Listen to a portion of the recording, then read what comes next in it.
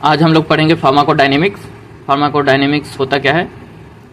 Pharmacodynamics is the study of the drug molecule, biochemical, physiological effect और action. It's come from the Greek word pharmakon meaning drug and dynamics meaning power. Simple शब्दों में हम देखेंगे तो what the drug does to the body, यानी दवाई हमारे शरीर के साथ क्या करती है, कैसे बायोलॉजिकल एक्शन शो करती है, फिजियोलॉजिकल एक्शन शो करती है। तो जैसा हमने अभी पढ़ा, फार्माकोन का मतलब ड्रग होता है और डायनेमिक्स का मतलब पावर होता है। ये ग्रीक वर्ड से लिए गए हैं। Mechanism of drug action. The mechanism of action can be classified in two part. First receptor mediated mechanism, second non receptor mediated mechanism. चलिए पहला देखते हैं, रिसेप्टर मेडिएटेड मैकेनिज्म क्या है, होता क्या है receptor mediated mechanism. Receptor mediated mechanism में रिसेप्टर पे जाकर ड्रग उसके साथ बाउंड होता है और बाउंड होने के बाद फिर रिसेप्टर जो है एक्टिव मॉलिक्यूल को लेकर के साइट ऑफ एक्शन पे पास कराता है, भेजता है। इसको आगे हम अच्छे से ग्राफ के जरिए हम आपको समझाएंगे। और नॉन रिसेप्टर मेडिएटेड मैकेनिज्म में होता है कि दवा को रिसेप्टर से बाइंड होने की कोई ज़रूरत नहीं पड़ती है, वो डायरेक्टली एक्शन शो करते हैं। रिसेप्टर मेडिएटेड मैकेनिज्म में bind of the drug with its receptor result in the formation of the drug receptor complex DR, which is responsible for targeting the biological response. D मतलब drug, R मतलब receptor, दोनों को मिलाएंगे तो दोनों का response क्या होगा। हम रिसेप्टर मेडिएटेड मैकेनिज्म को लॉक एंड की मॉडल रिसेप्टर से समझेंगे। एफिनिटी। एफिनिटी का मतलब होता है रिसेप्टर से जुड़ने की क्षमता। जो दवा है उसकी रिसेप्टर से जुड़ने की क्षमता। इफिकेसी, जुड़ने के बाद असर दिखाने की क्षमता। एगोनिस्ट, इसके पास एफिनिटी भी है और इंट्रिंसिक एक्टिविटी भी है, एक्शन शो करने की क्षमता। एंटागोनिस्ट, यह सिर्फ रिसेप्टर को ब्लॉक करता है, इसका खुद का कोई असर नहीं होता, एफिनिटी है पर इंट्रिंसिक एक्टिविटी 0 है। पार्शियल एगोनिस्ट, यह पूरी कोशिश करता है पर पूरा असर नहीं दे पाता, सब मैक्सिमल इफेक्ट शो करता है।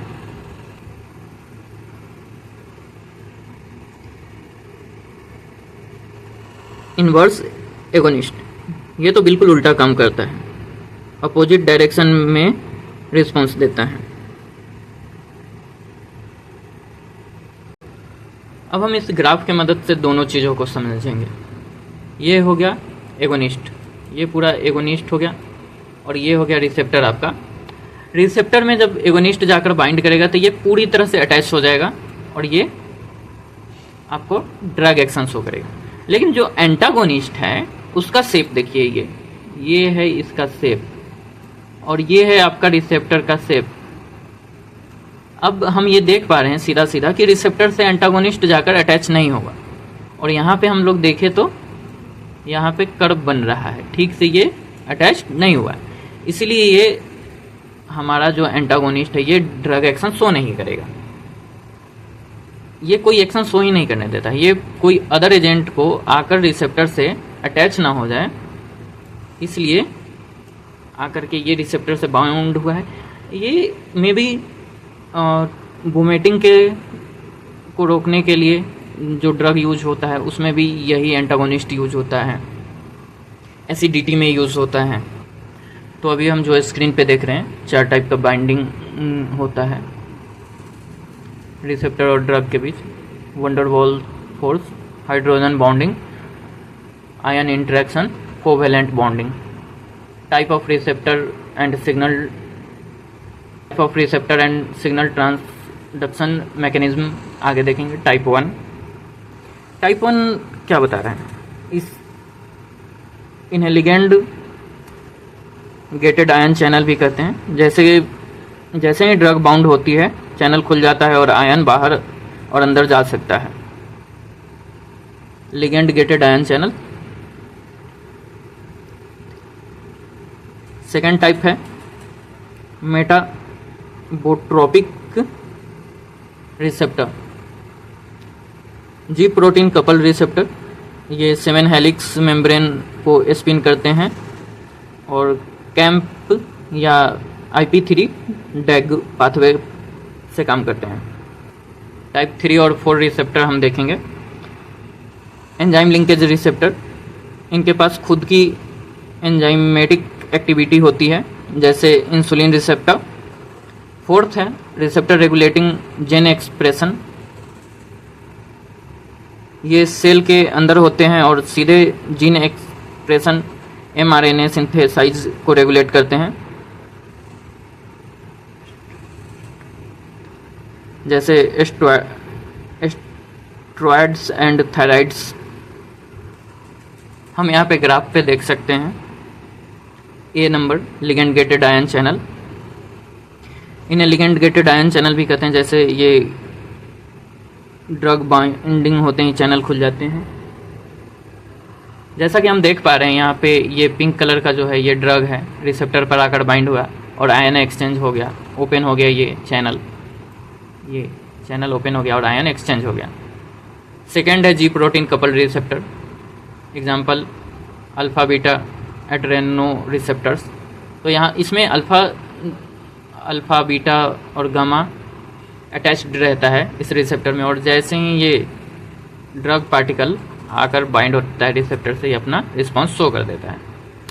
अब एंजाइम लिंकेज रिसेप्टर, इसमें ड्रग आकर बाइंड हो रहा है और इसके अंदर ही एंजाइम होते हैं इसमें रिसेप्टर में, ये अपना एंजाइम रिलीज करना शुरू कर देता है रिसेप्टर पे, जैसे ड्रग आकर बाइंड होता है।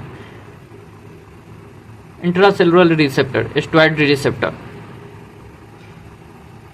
ये सेल के अंदर होता है, ये जो सेल है इसके अंदर ये रिसेप्टर होता है, सीधा जीन एक्सप्रेशन पे काम करता है। ये ड्रग आकर अटैच्ड हुआ सेल पे और ये जीन एक्सप्रेशन पे काम करेगा।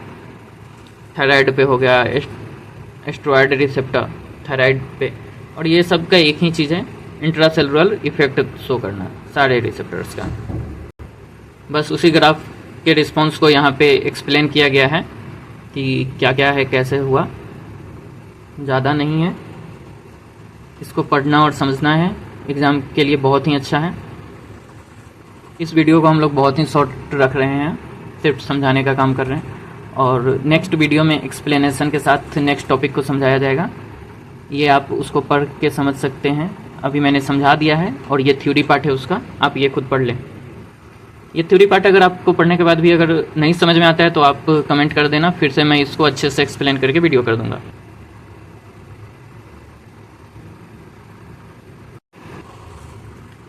नॉन रिसेप्टर मेडिएटेड मैकेनिज्म हम देख रहे हैं। सिंपल भाषा में इसको समझ लेते हैं। यह दवाई बिना किसी रिसेप्टर से सीधे बाइंड हुए अपना एक्शन शो करता है। Chemical action, physical action. Chemical action में न्यूट्रलाइजेशन, जैसे एसिडिटी होने पर एंटासिड पेट के एसिड को न्यूट्रलाइज करता है। चिलेशन, जब बॉडी में हेवी मेटल्स को रोकना हो तो EDTA, डाइमरकैप्रोल, पेनिसिलामाइन और डेफ्रॉक्सामाइन जैसे दवाइयाँ उन्हें बांध कर बाहर निकाल देती है। आयन एक्सचेंज जैसे कोलेस्ट्रामाइन जैसे बाइल सेटल से क्लोराइड आयन को एक्सचेंज कर लेते हैं। फिजिकल एक्शन,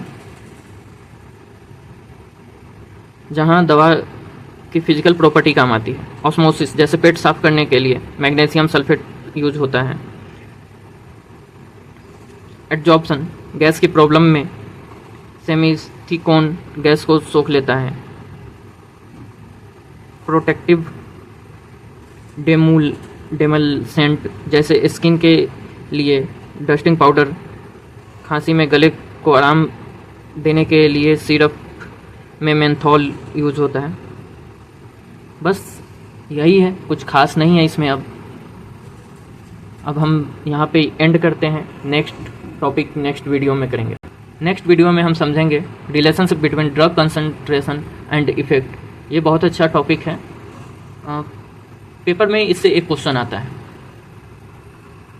ठीक है, नेक्स्ट वीडियो के लिए रेडी रहिए और इसे अच्छे से समझ लीजिए। कुछ ना समझ में आया तो कमेंट कीजिए। Thank you.